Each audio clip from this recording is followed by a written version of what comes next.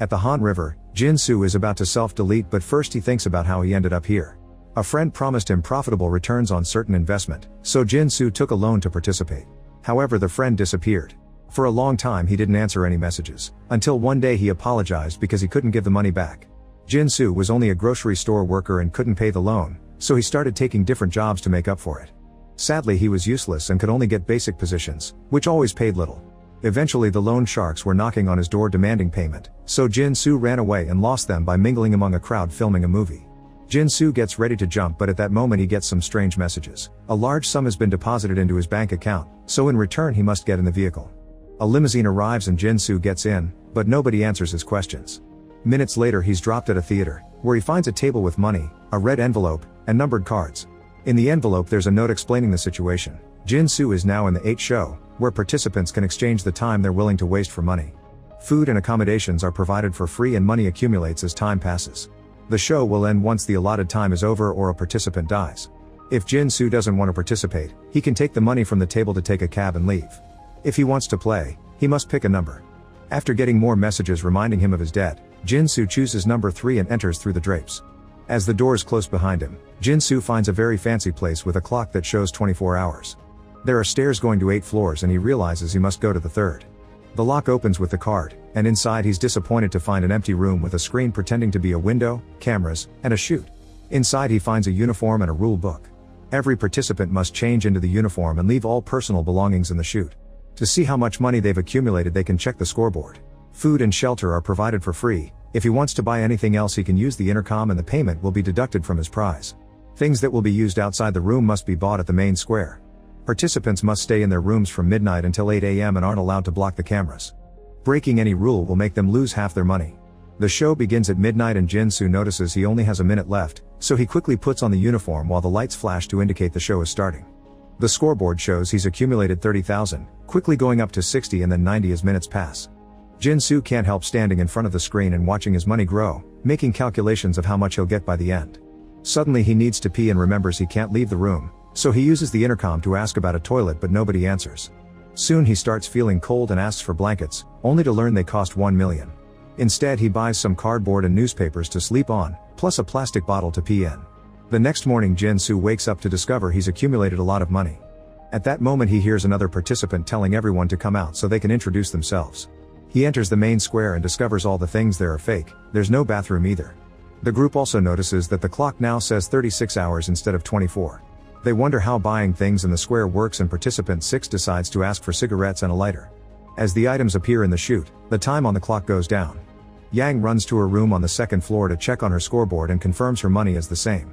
It seems things on the square are bought with time, but the group realizes they can't spend too much or the show would over too soon and they want to win more money.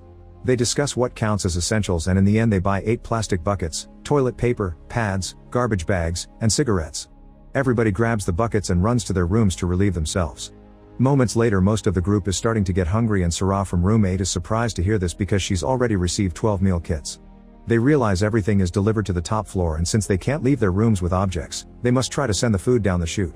The group goes to Sarah's room on the last floor and are shocked to discover a huge room decorated by fancy things. Sarah bought a bunch of stuff because her money rate is extremely high. The others share their own rates and realize the lower the floor, the less they make per minute. A flashback shows Sarah arriving at the theater in a fancy dress and dropping her coffee on the carpet. She chose number 8 by chance and when she entered the square she tried jumping in the pool, only to hit her face on the fake water. In her room, she changed into the uniform and used her cigarette to burn her old clothes. She started to buy fancy things until her funds reached 0, but since her rates were so high after 1 minute she already had lots of money again. When they sent her the meal packs, she used all the water bottles to take a bath. In the present, the group checks out all the rooms and notice the one on the 1st floor is tiny. It belongs to Sang-guk, who chose it because he has a bad leg. Then the group sends the meal kits down the chute to the 1st floor and Philip from floor 7 comes up with a plan. Each of them will take 1 box each day, and if anyone wants more, the remaining boxes must be shared with the others. While everyone is eating, Sarah uses almost all the time to buy nice clothes. The group is furious and starts insulting her until she reveals that by going up and down the stairs, the time increases again. The participants start doing that without much organization but the clock still hits 0. Thankfully it immediately resets to 24. That night many participants buy something basic for their rooms, like a blanket or a portable potty. For the next few days, they spend all their hours running and going to bed exhausted. The food isn't enough to keep up this much exercise, so they make a plan. They divide the group in 2 teams of 4 and each team will run every other day, that way they get to rest. But also they only eat on the days they work. When Sang-gook can't keep up with the speed because of his bad leg, participant 6 grabs his hand and hurts it to force him to work. Chun-ja from floor 2 decides to help and runs in his place. The same thing happens 2 days later, and this time Jin-soo takes over. The others think Sang-gook shouldn't eat if he isn't working, but Chun-ja calls them out for wanting to starve a human being. As days pass, the participants buy more items for their rooms, but they're also accumulating trash. Feeling guilty about not being able to run, Sang-gook volunteers to keep all the trash in his room. One day Philip notices irregularities on the clock. The time didn't go up at all today during the running, yet while everyone is resting it gets 10 minutes. Sarah announces she won't run anymore and doesn't care about the others' complaints, saying she noticed the poor ones use the shared time to buy their necessities and that's not her problem. After running for 6 hours, they notice a time increase of 20 minutes and assume their day of work will catch up soon. The following morning they discover they didn't get any extra time and it's about to run out. The group immediately starts running again until Yang has a seizure. Moon-young from floor 5 is a nurse and recognizes it as epilepsy, so she mentions the medicine she needs. Chun-ja rushes to buy it but participant 6 stops her saying she won't die from a seizure so they shouldn't waste their last few minutes. This triggers a fight in which they all start hitting each other to make the purchase or stop the conflict. Jin-soo manages to escape the chaos and reaches the intercom to quickly ask for the medicine. Suddenly Sarah laughs and points at the clock, which now shows 40 hours. As the medicine appears in the shaft, the group looks at the cameras in the square and realize their fight counted as entertainment, which is what the show wants. A flashback then shows Philip's arrival. He thought carefully before picking number 7 and when he entered his room, he immediately did all the necessary money calculations to ask for a desk, pen, and paper to start taking notes about the show. In the present the group realizes how things work. Watching them figure out the system and running for time was entertaining at first, but it became boring after a few days and that's why they didn't get paid. Jin-soo tries doing a mukbang with some ASMR in his room, but it doesn't work.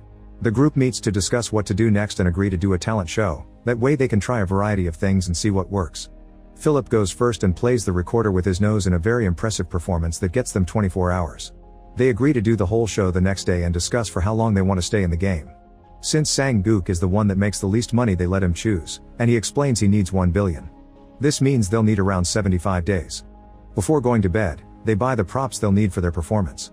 However, Jin-soo can't sleep because he has no talent and doesn't know what to do. The next day the talent show unfolds. Moon-young sings and earns 10 hours, while participant 6 breaks some bricks and earns 15. Chun-ja also breaks some bricks and adds some high kicks, so she gets them 17 hours although she hurts her wrist in the process. Yang does some yodeling, which gets them only 2. Jin-soo tries to do a silly dance and only gets 18 minutes. Using a variety of props, Sang-gook shines as a clown and gets 30 hours. When it's Sarah's turn, she announces her talent as doing the naughty and participant 6 volunteers as her partner. This earns them 69 hours. The next morning Sang-gook points out they aren't running anymore so he would want to discuss the trash situation, since his room is full. After lots of arguing, they agree they'll vote on which room will hold the trash next. They get a full day to think about it, so they spend it talking to each other in secret to try to buy votes. The following day, they use paper to make the votes anonymous. Jin-soo and Sarah both get 3 votes, and after finding a blank one, they open the last vote which goes to Sarah. At first she plays along but later she locks her room so nobody can enter. The next day, she doesn't send the food kits to the other floors. Another flashback shows Yang's arrival. She was very indecisive about which number to pick and at first she took 8, only to then change it to 4. She bought the cheapest bedding and some post-it notes to put up messages that kept her motivated. In the present the group is starving and pleading with Sarah doesn't work. Moon-young even starts hallucinating. In the end Jin-soo and Yang volunteer to keep the trash because they did badly during the talent show. Philip informs Sarah about the new arrangement and she agrees to send food again after they let her buy a bunch of clothes with their shared time. Sometime later Sarah says they should play the king game as their next form of entertainment. Using 8 balls, they write 7 numbers and the letter K. Whoever gets the K is the king for 1 round and gets to tell the numbers of their choice what to do. Moon-young gets the K first and makes participant 6 and Philip hold hands. Next Yang makes Sang-gook and Moon-young share a chaste kiss. So far they've only earned 90 minutes, so they have to think better dares. When Sarah gets the king, she tells Chun-ja to French kiss Jin-soo, but she refuses. Instead Sarah tells her to fight participant 6. The fight begins and it's clear that Chun-ja has training because she keeps overpowering 6 over and over again. Unfortunately her wrist injury from the talent show starts hurting and 6 uses the chance to gain the upper hand. He brings Chun-ja down and starts beating her up with unleashed fury. The others have to cut in and stop him from killing her. This gives them 50 hours. Afterward the group discusses how to proceed with the game since some people are worried about their safety. Yang proposes a new rule: they can choose to opt out from a dare, but they'll be punished by getting tased. The game continues the following day and Chunja joins them regardless of her injuries. Sara gets to be king again and she asks Jin-soo to touch Moon-young under the shirt. Jin-soo can tell Moon-young is uncomfortable, so he opts out and gets tased. The group worries when they notice he's passed out and wetted his pants, but they admit it's necessary when they see they've earned 60 hours for it. The next day they keep playing and Yang announces she'll flip a coin. Participant 6 and Chunja must guess what side it lands on, and if they get it wrong they'll get tased. 6 guesses correctly but Chunja doesn't, so she gets tased and wets her pants as well. This gives them 48 hours. The following day marks a month since the show started. Sara gets king again and makes Chunja and Jin-soo slap each other until one surrenders. Since Chunja is very strong, Jin-soo gives up quickly and gets tased again. In the evening, Sang-guk calls Chunja and Jin-soo to his room to tell them the game is rigged. He realized the top floors are against them when he noticed Yang covering the coin to manipulate the result. They tell Philip about it, who asks them not to say anything until they find proof. Afterward Philip catches Yang manipulating the balls. She's been putting acetone on the K-ball to make it sticky and always find it in the box. He tells her that some people already suspect her, so she has to play nice if she wants to avoid consequences. The next day everyone is shocked when Sang-guk gets to be king. He orders Yang to toss a coin for 2 players and makes sure she doesn't cover it this time. Sara guesses wrong and Philip gets ready to tase her, but participant 6 pushes him to the ground and tases him instead, saying audiences like plot twists. Another flashback shows participant 6's arrival. He was eating and didn't care that he spilled ketchup everywhere. He picked a card at random and later in his room he happily undressed for the cameras. On his first night, he only ordered a pillow. In the present, Philip wakes up in Sara's room. Participant 6 explains that the way the world works is fine and since Philip is so smart he should be teaming up with the upper floors, not defending the losers from the bottom. Philip has no choice but to play along because he notices 6 has acquired a much stronger taser.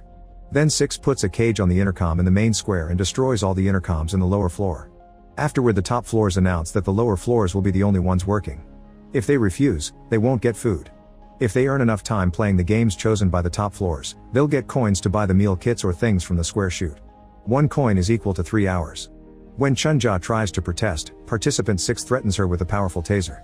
Sang-guk tries to attack them, so participant 6 kicks him down and tases Chunja when she tries to retaliate. Then 6 steps on Sang-guk's leg, which earns them lots of hours.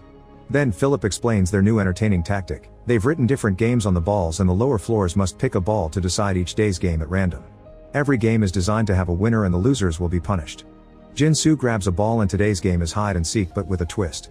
Each player has a body part covered with leather before they run to hide, then the top floors search for them and hit them when they find them. A blindfolded Chunja accidentally hits participant 6 when she's startled, so 6 begins beating her up with such brutality that Philip has to stop her. Moon-young and Sang-guk quickly go down, so Jin-soo is the winner. The losers get their faces covered in tape and Jin-soo is blindfolded. After he's given a bat, he must spin around for a few seconds and then hit someone randomly. Sang-guk is the poor man who ends bleeding on the ground, and the game earns them 26 hours. This equals 9 coins, but they must write on a piece of paper how many they want. If the total surpasses 9, they'll get nothing. They don't get to talk to each other, so it's luck-based. Luckily everyone writes down 2 except Jin-soo, who only wrote 1. That night he doesn't eat, he only drinks water. The next day, the game is 20 questions. Sara will think of something and the lower floors must guess it asking only 20 questions. Thinking Chunja could rebel if she gets the bat, the other 3 guess wrong on purpose to let her win. Unfortunately since she's blindfolded, she ends up hitting Moon-young. Today their chosen numbers add to 10 coins, so they don't get paid. Phillips tells them that whoever leaves first will get 1 coin, but they refuse to move. Participant 6 offers 10 coins instead and Moon-young accepts it, claiming it's because of her diabetes. That night Jin-soo doesn't eat again and hallucinates the top floors appearing at his window to mock him. After a few days of sadistic games Sang-guk manages to hide a note in Chunja's and Jin-soo's pockets. His plan is to give a signal so the other 2 would go to his floor by using the delivery chute, which is big enough to fit an adult. The next day Philip whispers to Jin-soo that the chute makes noise. This makes them realizes that moving the chute will alert the upper floors. They decide to go ahead with the plan anyway and during the game Sang-guk says his stomach is hurting, which is the signal. That evening Chunja and Jin-soo go to the first floor. Sang-guk starts screaming in his room asking for help and the top floors come down to investigate. The door is open and participant 6 guesses the duo is behind them, so he surprises them and starts beating them up with a bat. A terrible fight begins on top of the poop bags and Sang-guk manages to bite 6's leg. Jin-soo opens the door to escape, however Sara is waiting with the taser. 6 takes it from her and gets ready to deliver punishment, however Philip yells they should move. It turns out he removed the battery from the taser when he was dining with the others in floor 8, and now Chun-ja can easily punch 6 to knock him out. A new flashback shows Chun-ja's arrival. Room 2 was the only floor left for her, and as soon as she got to her room she started working out. In the present, the lower floors tie the top floors up and Sang-gook uses the chance to hit participant 6 a few times as revenge. Philip doesn't justify his actions and says he's sorry, so they decide to keep him free. This whole rebellion earns them lots of hours too. Afterward they lock up the top floors in their respecting rooms and use floor 8 as a communal room. Since they can't order food and drinks, they order a chemistry set to make alcohol themselves. That night they sit around a fire and pretend they have better food. Chu-ja announces the show has crossed a line and wants to end it sooner, so she offers to pay the money Sang-gook needs to complete the billion with her own prize. The group agrees and starts spending their time resting. They eat well, but they also make sure to feed the upper floors, who are still tied up and wearing diapers. When there are only 9 hours left, they say goodbye and wish each other good luck in life. However, in the middle of the night the clock resets to 45 hours. The lower floors check on their prisoners, but there isn't anything strange that they could have used to entertain. The next morning the clock goes up to 52 hours and everyone wakes up to hear Yang screaming. They check on her and discover someone pulled a tooth from her mouth. A suspicious Jin-soo runs to participant 6 and removes his shoe to discover all his toenails are missing. Chun-ja asks 6 why he didn't say anything and he tells her to ask her friends, making her suspicious of everyone. She demands a confession out of her friends, so Philip accuses her in return. Afterward a paranoid Chun-ja locks up Jin-soo, Philip, and Sang-gook in their rooms, promising to send them food through the chute. She only lets Moon-young out so she can take care of the upper floor players. Having to feed a bunch of prisoners takes a toll on Moon-young's mental health and she starts hallucinating. She thinks Yang and Sara were freed, so she goes to 6 to give him the good news. 6 manipulates Moon-young by telling her that Chun-ja was the one who took his nails and will kill him soon, so Moon-young hugs him. A flashback shows Moon-young arriving in very nice clothes to the theater. She was very confused but she still agreed to play along. In the present, Moon-young wakes up to discover the game is over and everyone is celebrating with food and drinks. However, Chun-ja appears floating in front of her, heavily bleeding while threatening to kill her. A vicious fight blows out around her, revealing this is another hallucination. She's still hugging participant 6 and proceeds to free him.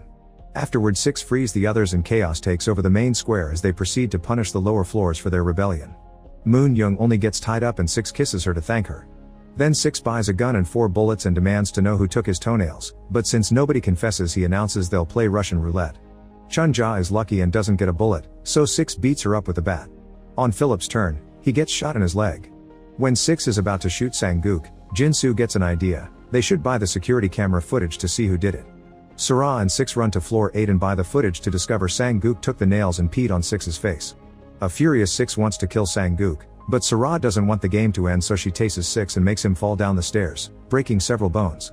After grabbing the gun, Sara ties everyone up and locks them in their rooms, explaining she loves this place and never wants to leave. She buys the footage of all the rooms and watching the others being in pain excites her, so she gets some intimate time with her own hand. The next day Sara realizes that they've done all the kinds of violence they could, so they need to do something new to earn more time. She chooses sleep deprivation torture, meaning Sang-gook, Chun-ja, Jin-soo, and Philip are tied to chairs with water bowls around their necks and tools that keep their eyes open. They're also forced to watch violent footage all day long while Yang and Moon-young act as their caretakers. Soon the players are begging for freedom and apologizing for all their actions. Eventually Jin-soo starts hallucinating and thinks the rest of the group is dancing around him. Sara spends her time watching the lower floors get tortured, and after a few days, she feels overwhelmed with emotion. She decides to make a big painting about it, but it's just her face. Still needing more, she buys a dog. Now Yang has to clean after the pet too, which gets on her nerves.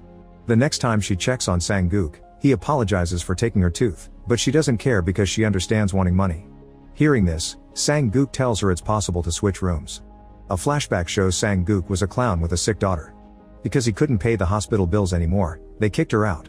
Desperate to help her, Sang-gook got insurance and then tried to self-delete in the street traffic to make it look like an accident. The moment got interrupted when the limousine picked him up. When he arrived at the show, he chose first floor because of his bad leg and used the intercom to ask if it was possible to change rooms, so the screen told him it cost 1 billion. This is why he's been asking for $1 billion all along. His plan has always been to change to room 8. In the present, Jin-soo hallucinates he's underwater in a pool. Yang snaps him out of it and tells him Sang-gook has a plan to bring down Sara. She doesn't sleep, so they only have a brief window of opportunity after her daily golfing session when she puts down the gun to take a bath. Since Yang is the one risking her life to do all this, she'll be choose rooms first. Jin-soo agrees to help, and so do Chun-ja and Philip. Moon-young has a condition and Yang agrees to get her to join. In return, a grateful Moon-young shares her story. She was married to a rich doctor who disrespected her and cheated on her. Moon Young ended up in the arms of a stranger that manipulated her to get tons of money from her, so this resulted in her husband suing her. Feeling bad for her, Yang hugs her. Unfortunately, Sarah sees the women bonding and later becomes suspicious when Yang gets excited about golf. Yang convinces her to play anyway, and while they're in the main square, Moon Young frees the others. Since they've been tied up for so long, it's hard for the players to walk, and Sarah's dog barks at all the movement on the stairs. Sarah decides to investigate, so Moon Young and Jin Soo hide on floor 6. As soon as he sees them, participant 6 starts making noise, so Sarah gets her gun ready before opening the door. When she's about to shoot, Yang knocks her out with a golf club. A new flashback shows that Yang worked as a valet girl and had to deal with many rude customers. One of those clients was a former classmate, who mocked her for her dream of being a K-pop idol and ending up in a parking lot instead. In the present, Sarah is tied up and the others cry because they're finally free. Moon Young reminds Yang of her condition and gets to order some medical equipment, which she uses to castrate participant 6. He used to be a great baseball player until he was kicked out of the team for illegal gambling and then became a car salesman. His boss scolded him for signing autographs during work hours and 6 ended up beating him up. Once Moon Young completes her work, Jin Soo says they should use Sarah's money to pay for the room change. However, Sang-gook says he's been saving for this moment and wants to do it with his own merit. Sang-gook orders the change on the intercom, but only an envelope appears inside the chute. It turns out a billion only gets them the instructions on how to make the change, and each room has an individual price. The higher the floor, the higher the price, and room 8 costs 340 billion. As everyone has a breakdown, a flashback shows that Philip was a scriptwriter whose work kept getting rejected for being too realistic. The producer told him people wanted to escape the harsh reality by turning off their brains with mindless entertainment, which Philip considered an insult toward the audience. Chun-ja worked in construction and one of her co-workers got hurt because their boss made him overwork. He needed surgery to survive and Chun-ja offered her savings to pay for it. In the present, Sang-gook announces he doesn't want to leave without the money for his daughter and grabs the gun. He ties everyone up and the hours go up while Sarah laughs. She used to be a famous artist whose career was ruined. Since nobody hired her anymore, she would show up outside fancy galleries to perform for donations, yet the rich people would only give her coins. Once all the players are tied to chairs, Sang-gook ties a rope from wall to walk on it as a special performance. When he's about to finish, he slips off the rope, but he holds on just in time and reaches the end. This gives him lots of time, so the others realize he fails on purpose as part of the show. Next, he jumps on the rope while pretending to be outside and goes high enough to hold on to a camera. Unfortunately, his weight is too much and the camera falls off, crashing on the ground and starting a fire. Sang-gook manages to hold on to the rope for a few seconds, but he slips and falls on the flames. Jin Soo, Chun-ja, and Philip struggle with their chairs until they finally free themselves and run to put out the fire. Then they free Moon Young, who says she doesn't have the equipment to treat such severe burns. Chun-ja tries to open the front door to no avail and Genus begs for help in the intercom, but they only get more hours. At that moment, Jin Soo realizes they must block the entertainment, so he and Chun-ja start destroying all the cameras until there's not a single one working. The door still won't open, but the chute does, revealing one more camera. Jin Soo runs to shoot it too and the clock reaches 0, which finally opens the doors. Sadly, it's too late. Sang-gook apologizes for everything and dies on the main square. Sarah thinks it's the perfect ending. Jin Soo runs out and finds the theater, where speakers play a recording of an audience clapping. A note in an envelope congratulates them for winning and promises the money will appear in their bank accounts. Then the big screen shows the words "the end." Afterward, the group leaves and learns they were inside for 2.5 months. Chun-ja tried to self-delete, but the tie she used broke and she failed. Jin Soo slept for many days and had terrible nightmares. Everybody had the money they won in their bank accounts, although Jin Soo only got half because of the broken cameras. Desperate for closure, Jin Soo holds a funeral for Sang-gook and puts big signs on the streets, hoping to get the other players' attention. Chun-ja, Yang, and Moon Young attend, but participant 6 only sends a wreath. Jin Soo tells the women that he visited Sang-gook's family, but Philip had found them first. He gave them money and told them Sang-gook is working overseas. Chun-ja admits she tried to do the same but couldn't find the family like they did. Moon Young gives them an update on Sarah. She destroyed an art gallery and was sent to prison. After the funeral, the group goes back to their normal lives. Meanwhile, Philip finally manages to sell a script called The 8 Show based on what happened. Make sure to subscribe and turn on notifications so you can watch more videos like this. Thanks for watching.